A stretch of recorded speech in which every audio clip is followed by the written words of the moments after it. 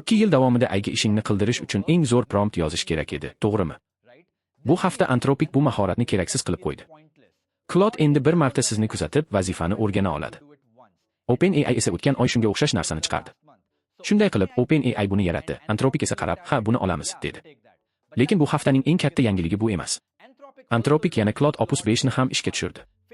Fable 5 hali ham ularning eng aqlli modeli, ammo Opus 5 uning aql darajasiga deyarli yetadi. Narxi esa deyarli yarmi.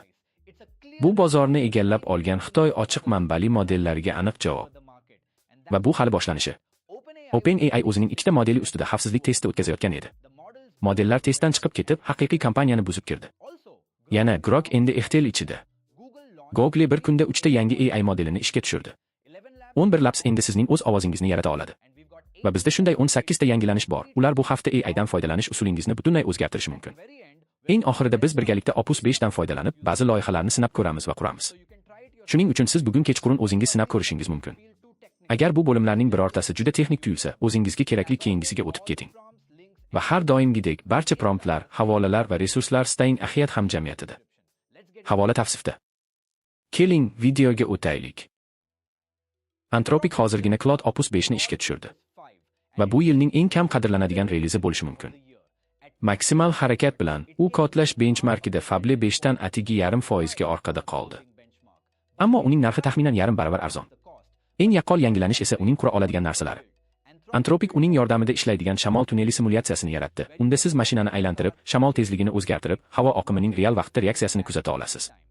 Shuningdek, u har bir qismini tushuntiruvchi va tuzilmani qatlam ajratish imkonini beruvchi interaktiv hayvon hujayrasini yaratdi. Boshqa bir testda Opus 5 mashinaning chizmasini va bitta ko'rsatmani oldi. Buni 3 ta qayta qur. Ammo u rasmni ochishning imkoniga ega emas edi. Shuning uchun u o'zining ko'rish vositasini yaratdi, chizmani o'rgandi va butun qismni 3 ta qayta qurdi. U shunchaki vositadan foydalanmadi, balki o'ziga kerakli vositani yaratdi. Bu shunchalik hayajonli ediki, biz o'zimiz Opus 5 bilan shunday loyihalar yaratishga qaror qildik.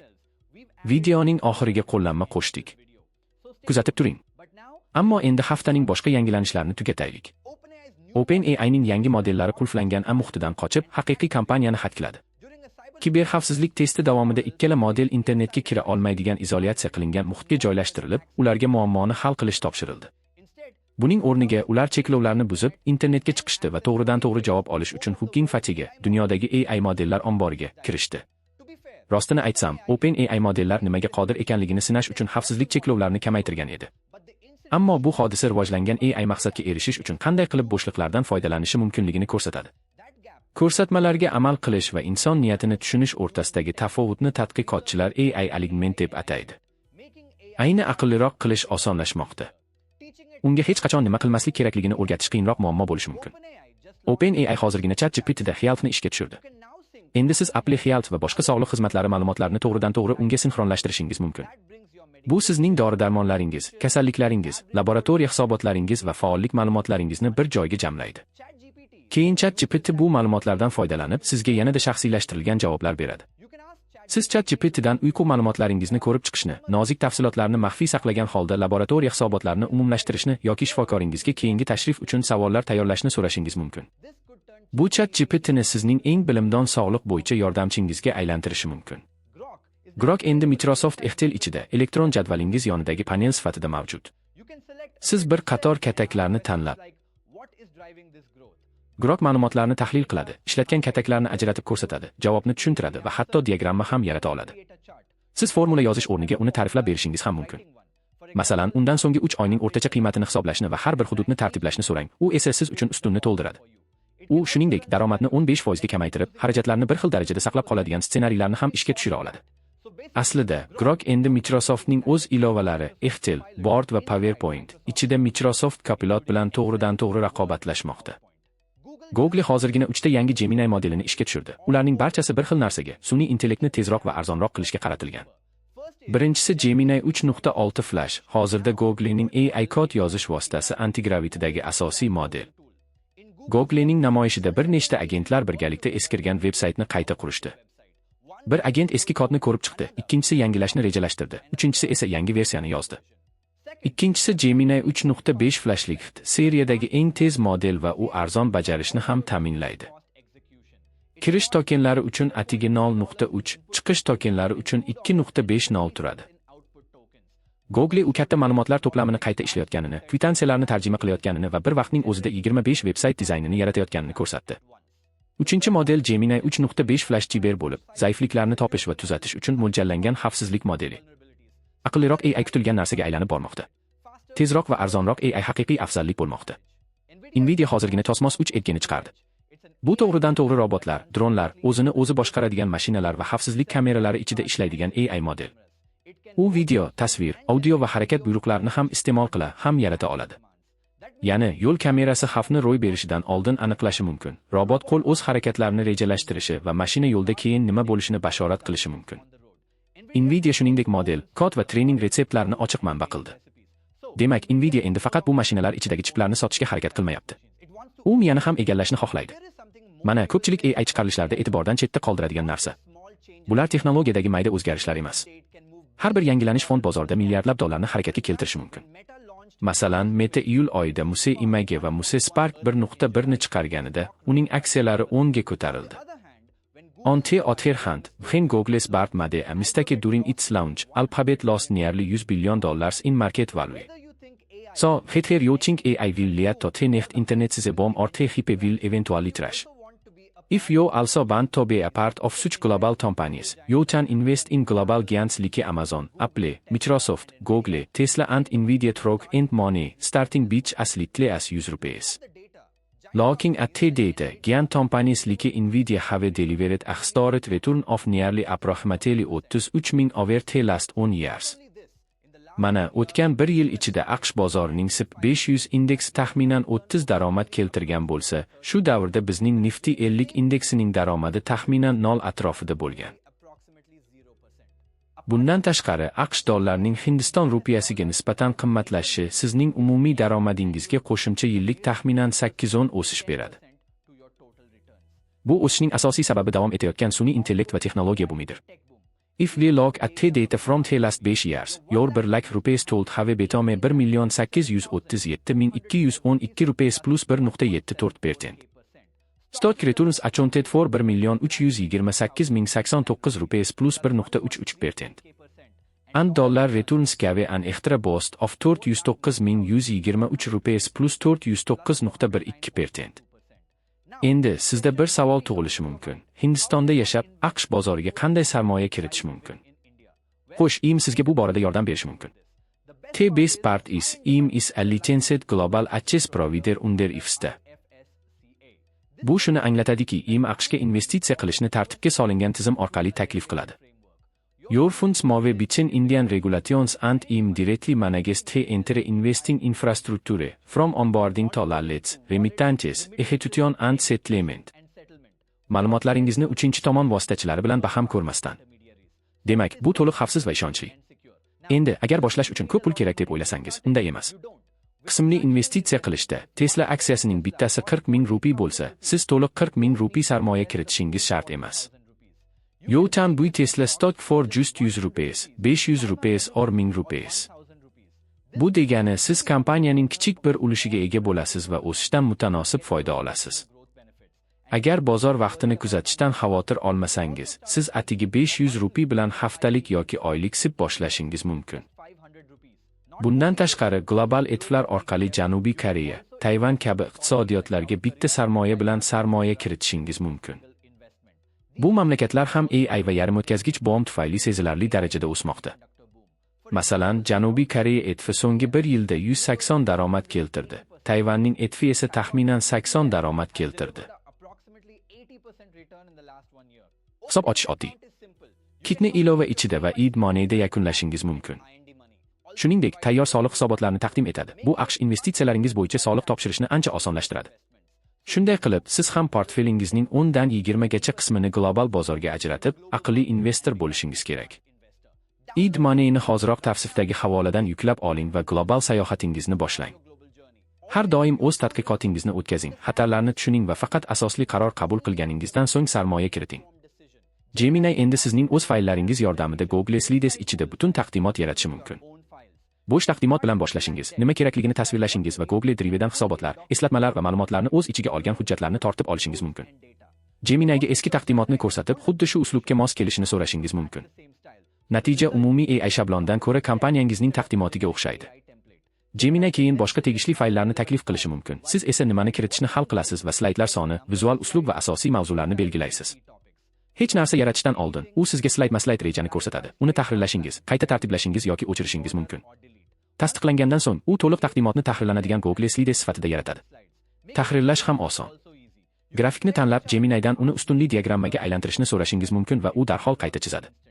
Hech kim taqdimotlarni qo'lda tayyorlashni yoqtirmaydi. Endi bunga majbur emassiz.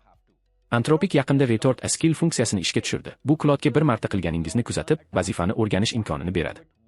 Siz ekraningizni yozib olasiz, har bir qadamni ovoz bilan tushuntirasiz va Claude bu jarayonni keyin qayta ishlatish mumkin bo'lgan ko'nikmaga aylantiradi. Uni ishlatish uchun Claude ish stoli ilovasini oching, tovar bo'limiga o'ting, qo'shish tugmasini bosing va Retort a Skill'ni tanlang. Keyin odatdagidek vazifangizni bajarishingiz mumkin. Qolganini Claude hal qiladi. OpenAI o'tgan oy Chodeh uchun shunga o'xshash funksiyani ishga tushirdi. Claude'ningki deyarli shu nusxasi, ammo bu ikkala kompaniya AI qay tomonga ketayotganini ko'rsatadi. Tez orada siz umuman so'rov yozmasligingiz mumkin. Siz shunchaki AI ga qanday ishlashingizni ko'rsatasiz. AI Voice uchun ajoyib hafta bo'ldi. Claude, ChatGPT va Alibaba yangi ovoz yangilanishlarni chiqardi. Claude'dan boshlaylik. Ovoz rejimi endi Claude'ning yanada kuchli modellarida ishlaydi va suhbat davomida Gmail yoki kalendar kabi vositalarga ham kira oladi. Shunday qilib, faqat gapirish orqali elektron xatlar yozishingiz, uchrashuvlarni ko'chirishingiz yoki ma'lumot topishingiz mumkin. Endi u hind, fransuz, ispan va yapon kabi ko'proq tillarni ham qo'llab-quvvatlaydi. Keyin ChatGPT ga o'tamiz. OpenAI ish stoli ilovasiga ovozni qo'shdi, ammo bu savollarga javob berishdan ham oshib ketadi. Suhbat davom etayotganda u kompyuteringizni boshqarishi mumkin. Namoyishda ikki kishi bir AI seansini baham ko'radi va doimiy ravishda ChatGPT ga turli ko'rsatmalar beradi. Kelasi haftadagi ovoz chiqarish uchun materiallarni ishga tushiring. Bizga blog postlarni tayyorlashda yordam bera olasizmi? Albatta, oddiy birinchi qoralama. AI hamnafas bo'lib, suhbat davom etayotganda orqa fondagi ishlarni bajarib turdi. Bu bizni 3-kompaniyaga Alibabaga olib keladi. Ular real vaqtda muloqot va yuqori. It can follow natural directions like react slowly and support to such as a spare or allowed. Matnut ratingida birinchi o'rinda turadi va eng zo'r jihati shundaki, 11 Labs'ning sanoat standartidagi 100 modeli bilan solishtirganda, har 1 million belgi uchun atigi 28 atrofida turadi. Biroq uning bir muammosi bor, model faqat API orqali mavjud. 11 Labs endi sizning qo'shiq ovozingizni nusxalay oladi. 11 Labs hozirgina 11 musik uchun vokal xususiyatini taqdim etdi. Hozirgacha AI yaratgan har bir qo'shiq turli odamlar kuylagandek eshitilar edi. Bu ishchil artist yoki musiqa loyihasini yaratishni qiyinlashtirdi. Endi siz barcha treklarda bir xil qo'shiqchini saqlab qolishingiz mumkin. Undan foydalanishning 3 ta usuli bor. Siz yo mavjud treklarni yuklab, 11 Labs ovozni o'rganib, kelajakdagi qo'shiqlarda ishlatishi uchun qo'yishingiz mumkin, yoki ovozingizni bir marta yozib olishingiz mumkin. Buni original AI qo'shiqlariga aylantiring yoki uning kutubxonasidan tayyor ovozni tanlashingiz mumkin. Yangi uslublar xususiyati ham butun loyiha davomida tovush va kayfiyatni bir xil saqlaydi. Noto'g'ri foydalanishning oldini olish uchun har bir yuklangan ovoz mualliflik huquqi bo'yicha tekshiriladi. Shuning uchun siz mashhur qo'shiqchining ovozini shunchaki ko'chirib ololmaysiz. Bu AI musiqasini, ayniqsa, nashr qilmoqchi bo'lgan loyihalaringizni yaratishda juda qulay qiladi. Alibaba Queen Image 3.0 ni ishga tushirdi va bu modelning maqsadi oddiy. Foydalanish uchun qulayroq tasvirlar yaratish. U 3 jihatdan ajralib turadi. Birinchidan, 4500 tokengacha bo'lgan uzun so'rovlarni qabul qila oladi. Shuning uchun unga to'liq dizayn topshirig'ini berish mumkin. Ikkinchidan, u tafsilotlarni yaxshi ishlaydi. Juda kichik matn ko'rinadi, shuningdek, teshikchalar, soch tolalari va fotosuratga yaqin teri teksturasi ham. Uchinchidan, u 12 tilda va 100 dan ortiq san'at uslubida tasvirlar yarata oladi va hatto internetdan tadqiqot va ma'lumotlarni to'playdi. Queen muvaffaqiyatining sababi shundaki, ular benchmarklarni emas, balki real foydalanuvchi ehtiyojlarni qushadi. Genspark Seton Brain. Amerikada joylashgan AI kompaniyasi Genspark meni hayratga solgan narsani ishga tushirdi. U Seton Brain deb ataladi. Bu asosan doimiy xotira bo'lib, Genspark agentlariga ishni yakuniga qadar olib borish imkonini beradi. U Seton Brain Note bilan birga keladi. Bu telefonga o'rnatiladigan nozik AI ovoz yozuvchisi. Bir tugmani bosish bilan 35 soatgacha audio yozib olish mumkin. Uni eslatmalarga aylantirib, hamma narsani qidiriladigan bitta xotiraga saqlaydi. Seton Brain shuningdek Slack, email, kalendar, Notion va boshqa ish vositalaringizga ulanadi. Shunday qilib, agar siz bu mijozning buyurtma tarixi va daromad prognozi qanday deb so'rasangiz, U emallaringizni, uchrashuv qaydlaringizni, HubSpotni va eski takliflaringizni qidiradi. So'ng hamma narsani kerak bo'lsa, grafiklar bilan birga bitta javobga jamlaydi. Google Notebook'imni o'zgartirdi. Endi u Gemini Notebook deb ataladi va nihoyat eng katta muammolardan birini hal qildi. Vaqt o'tishi bilan Notebook'laringiz uzun va tartibsiz ro'yxatga aylanib, keraklisini topishni qiyinlashtiradi. Endi siz to'plamlar yorlig'ini ochib, Tutepets kabi to'plam yaratishingiz va unga barcha tegishli daftarlarni qo'shishingiz mumkin. Hatto emoji qo'shishingiz mumkin. Shunda to'plamni payqash oson bo'ladi. Keyin kerak bo'lganda daftarlarni qo'shishingiz yoki olib tashlashingiz mumkin. Xuddi shunday ish, shaxsiy loyihalar, tadqiqot yoki boshqa narsalar uchun alohida to'plamlar yaratishingiz mumkin. Eng aqlli tomoni shundaki, to'plamlar papkalar emas, playlistlar kabi ishlaydi. Bitta daftar ko'chirilmasdan bir nechta to'plamda paydo bo'lishi mumkin.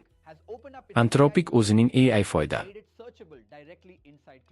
Endi uzun qog'ozma izlanishlarni varaqlab o'tirishning o'rniga, Claude'dan odamlar aydan qanday foydalanishi haqida so'rab olishingiz mumkin va u sizga Anthropic iqtisodiy ko'rsatkichlar jamlanmasidagi haqiqiy ma'lumotlar asosida javob beradi.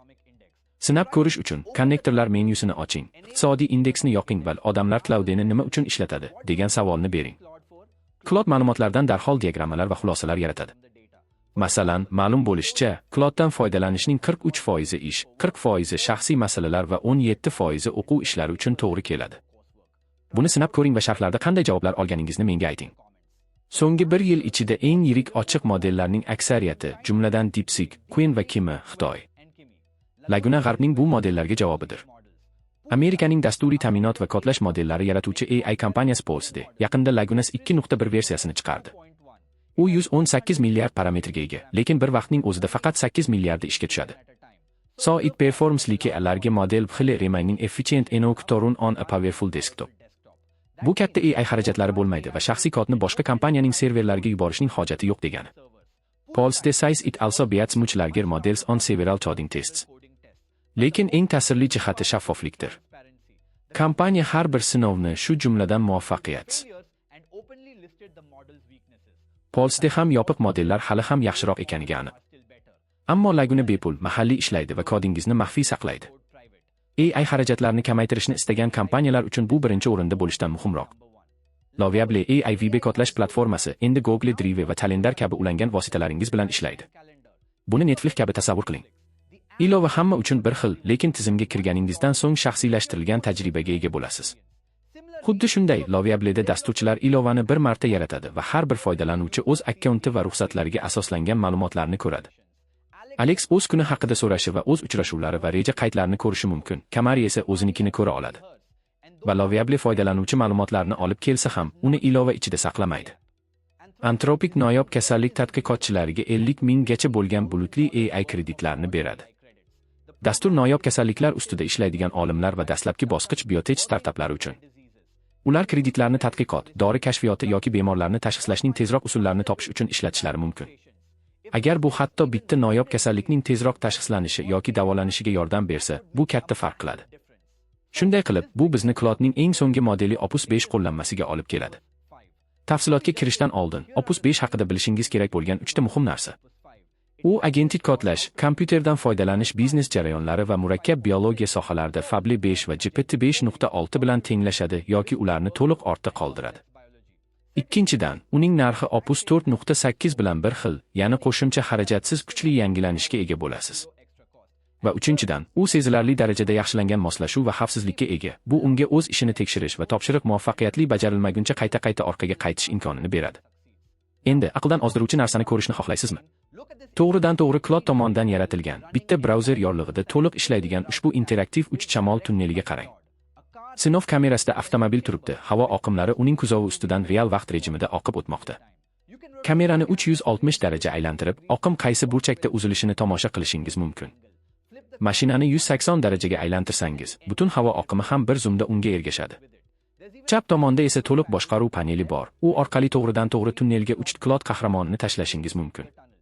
Agar uni harakatlantirsangiz, havo ham avtomobilga, ham qahramonga nisbatan dinamik reaksiyaga kirishadi.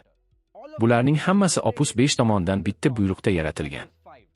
Ushbu qo'llanmada biz Opus 5 ni sinovdan o'tkazamiz. Bitta buyruq yordamida ikkita to'liq 3 brauzer o'yinini noldan yasab, ularni Fable 5 va GPT 5.6 soli bilan yonma-yon solishtiramiz.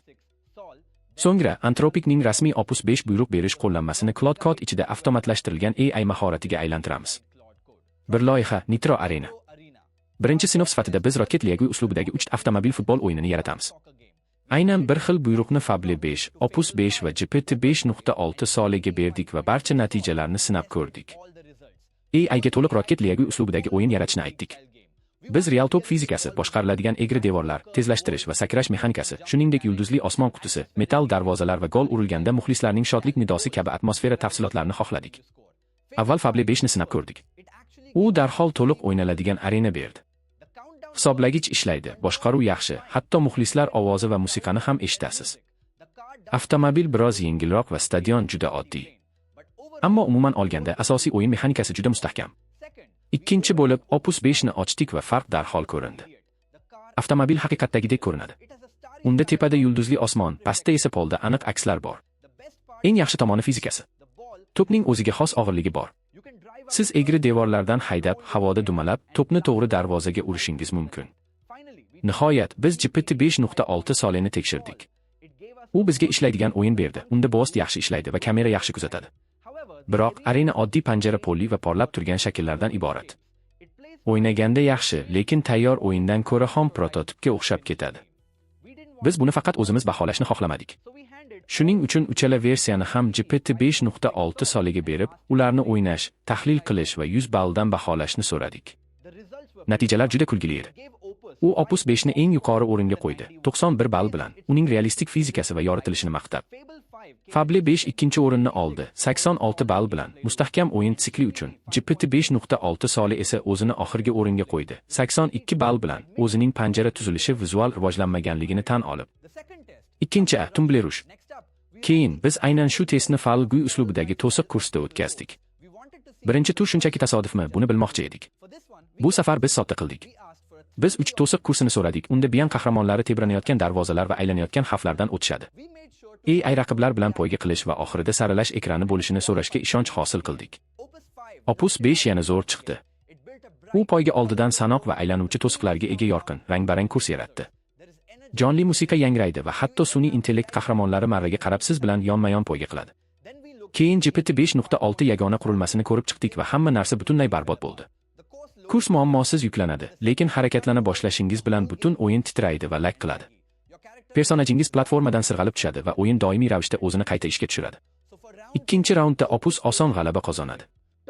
Endi so'nggi narsa sifatida ko'rsatma yo'riqnomasini mahoratga aylantirish. Bu sizning natijangizni butunlay o'zgartiradi. Anthropic Opus 5 uchun maxsus ishlab chiqilgan rasmiy ko'rsatma yo'riqnomasini chiqardi. Mana buni Claude Code ichida avtomatlashtirilgan ish oqimiga qanday aylantirish mumkin? Ko'rsatma yo'riqnomasini oching va Claude'ga kiring. Ayting, men Opus 5 uchun ko'rsatmani takomillashtirishda ushbu hujjatdan foydalanmoqchiman. Claude uni siz uchun maxsus mahoratga joylashni taklif qiladi. Shunchaki yozing, ha, davom et, menga Rocket League o'yinining kloni uchun ham ko'rsatma ber. Shundan so'ng Claude fonda avtomatik ravishda fayllarni yaratadi. Bu fayllar ixchamlik, yetkazish uslubi va agent taqsimoti qoidalarini belgilaydi. Mahoratni saqlang va yaratilgan ko'rsatmani nusxalang. Keyin Claude Code'ni oching, modelingizni Opus 5 ga o'tkazing va Enter tugmasini bosing. Agar biror marta bu ijroning narxini ko'rishni istasangiz, shunchaki Claude Code'ga usaga yozing. U ekranda to'liq xarajat tahlilini chiqaradi. Xulosa qilib aytganda, Opus 5 bilan grafik va mexanikadagi sakrash juda katta. Model bu murakkab o'yin so'rovlarini ajoyib sifat bilan boshqaradi. Yana bir katta yangilanish bor, vaqtingizga arziydi.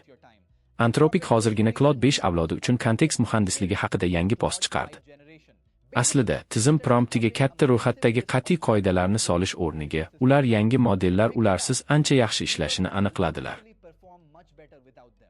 Aslida, ular Claude Code'ning asl tizim promptining 80 dan ko'prog'ini olib tashlashdi. Post sizga ushbu yondashuvni o'z tizimingizda qanday qo'llashni aniq ko'rsatadi. Shunday qilib, sizning AI agentlaringiz tezroq va aqlliroq ishlaydi. Biz Opus 5 prompting qo'llanmasini, kontekst muhandisligi postini va bugungi kunda bepul jamoamizda ishlatadigan barcha aniq o'yin so'rovlarini joylashtirdik.